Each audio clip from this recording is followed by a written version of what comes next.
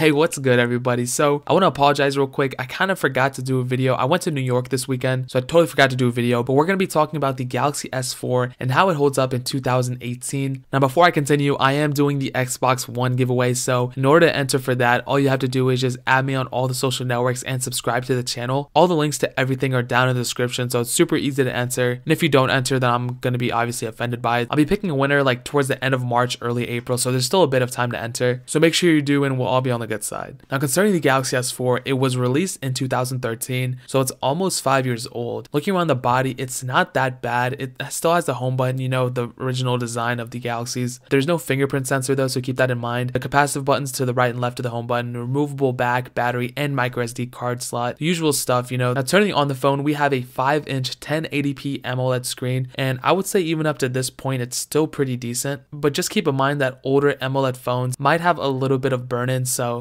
if you do plan on getting this phone used, kind of keep that in mind that, you know, if you can check the phone out in person, make sure that doesn't have any like burn-in or the screen's not messed up in any way. Now, the highest version of Android that this phone got was Android Lollipop, but what I would recommend is to root this phone and custom ROM it. When I had this phone for a very short time as a daily driver, I did root it and ROM it, and I think I was running Android 6.0 when I had it. And it ran it just fine, you know. I compared it to stock because I did have it stock for a while, and the ROM that I put on it was so much better than TouchWiz, so I would highly recommend doing that. Now, concerning the performance, you know, overall like small light performance isn't that bad. It does have an octa-core processor. It sounds like it's a lot, right? Like octa-cores, that's like 8 cores, that seems like a lot, but in real world use, like it's a little different. It's not slow, like drastically slow that it's like unusable. It is completely usable, but I have noticed that opening, closing apps do take a little bit noticeably longer than like other phones from this time, like especially the LG G2, because that came out this same year, the 2013, and I feel like personally that that's a little bit of a better phone. But the Galaxy S4 isn't that slow. It does have 2 GB of RAM, so it can handle some apps in the background, but honestly don't expect to keep tons of apps in the background, especially if you do plan on keeping it stock. If you plan on ROMing it, I think there's a little bit of better RAM management, and because it is stock Android, if you do like CyanogenMod or Linus OS, whatever it is, you might be better off just ROMing it.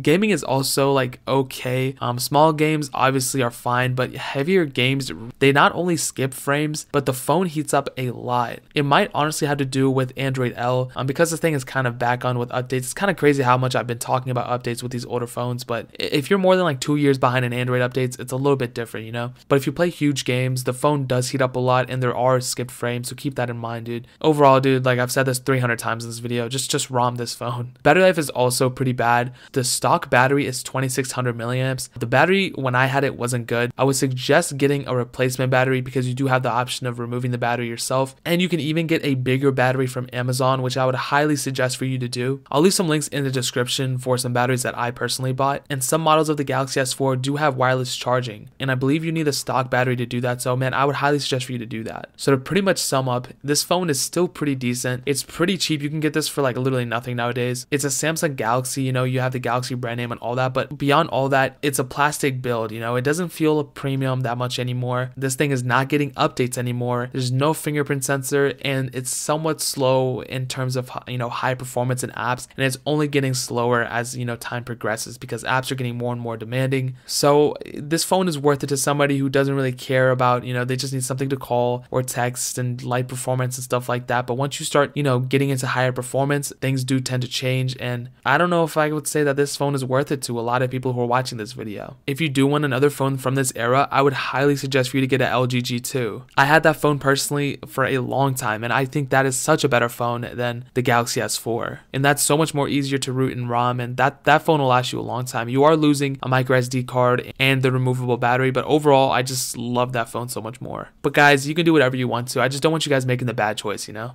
But I'll leave links to every single phone and battery and all that stuff that I talked about in the description. But let me know in the comment section whether you agreed with my opinion or not. If you guys have a different opinion, I'd love to hear it. If you guys want something for me to review in the future, leave it down in the comment section. And if I see it and it's a good product, I might actually review it. Leave a like on this video as well. You might as well if you're going to be down there. But more importantly than everything else, I love every single one of you guys, and hopefully I'll catch you guys in the next video. Peace out till then.